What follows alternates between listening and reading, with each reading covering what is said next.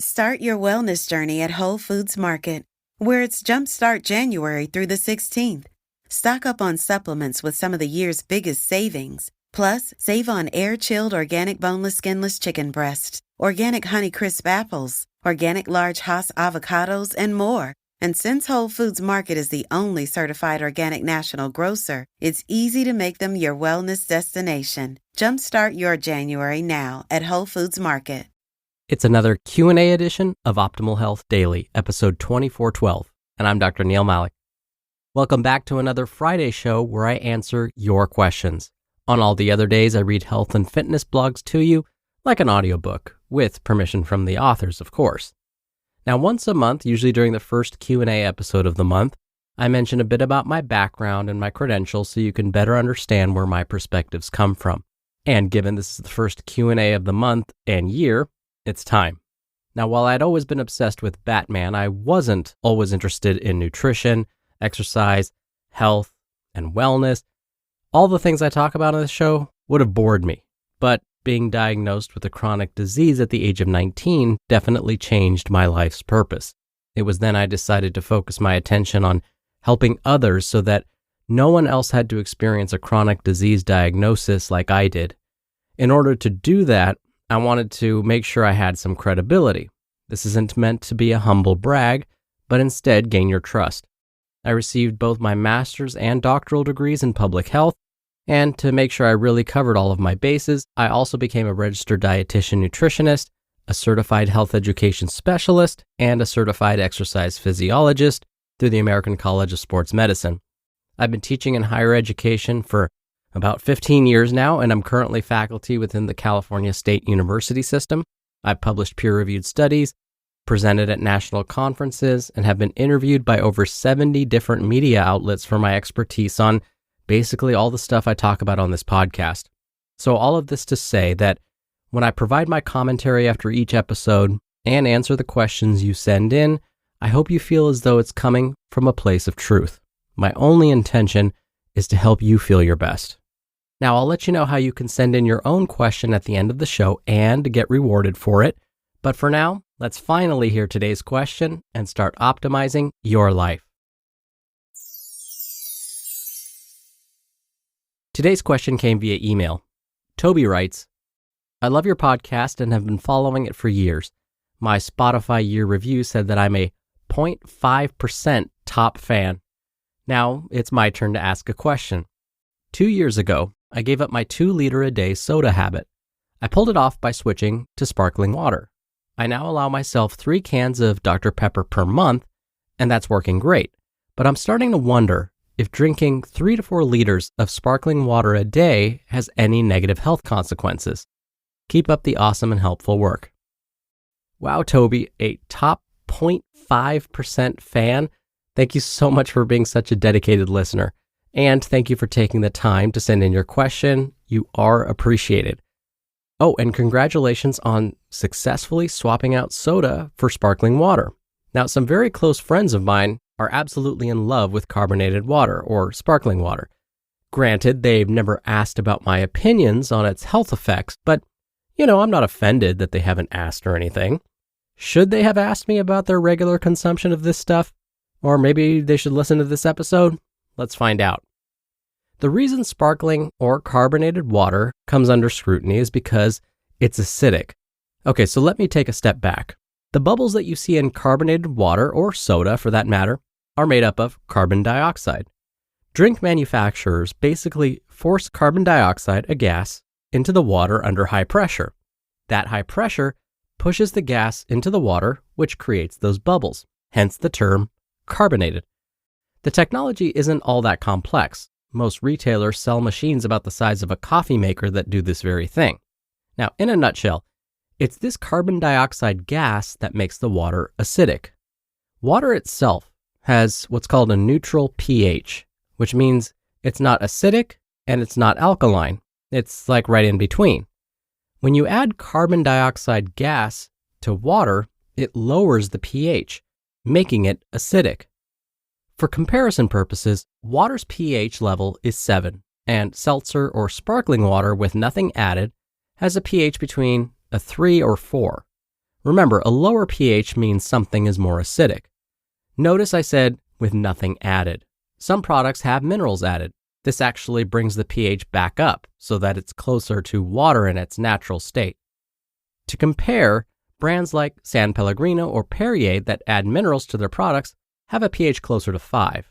Again, water's pH is 7. There were theories that this extra acidity would increase the chances of developing a stomach ulcer, but that's not true. Another theory, consuming carbonated water might lead to osteoporosis. Not true either. But it is possible that carbonated water can harm our teeth. The acidity may damage tooth enamel. Enamel helps protect the integrity of our teeth and prevents our teeth from becoming discolored. Sadly, once you lose enamel, it's gone forever. Now, I'm talking about carbonated water specifically. It's a different story when we talk about sodas. The added sugars in soda can accelerate the damage to our teeth, which brings me to another point: added flavors in carbonated waters. So, some sparkling water companies add natural flavors to their products. The problem is, we don't know what this really means. The Food and Drug Administration, or FDA, doesn't require companies to report each flavor. But if one of those natural flavors happens to, let's say, be citric acid, that would make the drink more acidic. It's citric acid after all. This would then lower the pH and potentially cause more damage to tooth enamel. Luckily, if you like sparkling water, there are ways to prevent damage to tooth enamel. According to the Center for the Science and the Public Interest, here's what we can do. 1. After drinking sparkling or carbonated water, don't brush your teeth for at least 30 minutes. This is because your enamel may be weaker after consuming carbonated or sparkling water, and brushing your teeth could further damage it. And 2, consume carbonated water with food. This will help balance out the pH. And along those lines, don't sip on these waters throughout the day. The more the carbonation comes in contact with our teeth, the more damage it can do to tooth enamel. Now, are there any benefits to consuming carbonated water? There's nothing particularly beneficial about drinking carbonated water, but when swapped out for regular soda, like in your case, Toby, consuming carbonated water is an improvement. And yes, it does hydrate the body. But I would be careful not to use this as your only means of hydration. I know plain water doesn't always taste the best, so it may be tempting to want to drink carbonated water all the time instead, but we just don't know how much is too much. So if you don't like the taste of tap water and want to enhance its flavor, add some fresh sliced lemons or limes. Don't worry, they won't lower the pH of the water that much. Or consider adding some mint leaves, other herbs, or fruit, or cucumbers. Basically, think spa water and enjoy. Start your wellness journey at Whole Foods Market, where it's Jumpstart January through the 16th.